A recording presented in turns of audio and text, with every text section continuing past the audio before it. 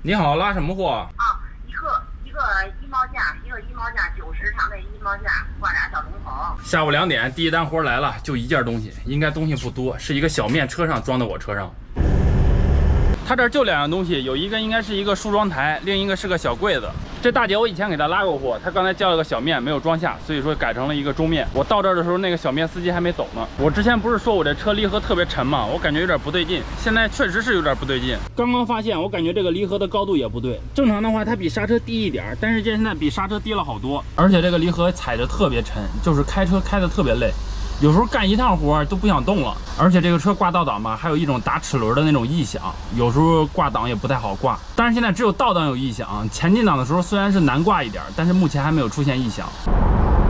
正好路过我修车的那块儿，我打算先让他给看看，如果真的是离合不行的话，就明天早上来修。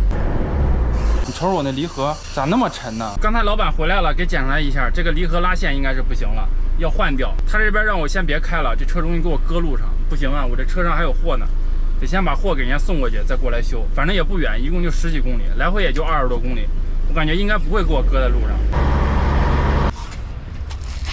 搞定了，卸货完成，赶紧去修车，千万别给我扔在半路上。这扔在半路上救援一次真的是老贵了。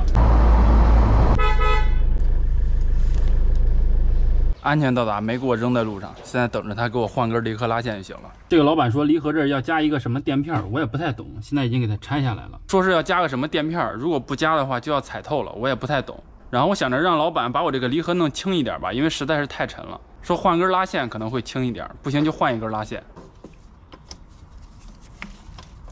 这个旧的往外拽的时候就有点卡色了，这个新的就比较顺滑一些。车已经修完了，他修完我才知道那个垫片是装在哪儿了，它是装在离合拉线跟这个车身的防火墙那个缝里了。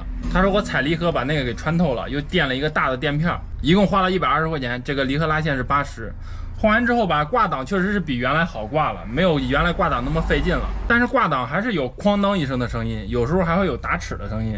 但是要说这个离合轻吧，我也感觉不出来，感觉好像是轻了那么一点点，但是还是感觉挺沉的。师傅说再不行就只能换离合器3件套了，离合器3件套就到时候再说吧，因为那个玩意儿太贵了，实在不行了再换它。我感觉这个依维柯呀，真的没有我那个金杯开着轻实，我那个金杯离合可轻了，装了一个离合回尾弹簧。好了，今天的视频就分享到这儿，拜拜。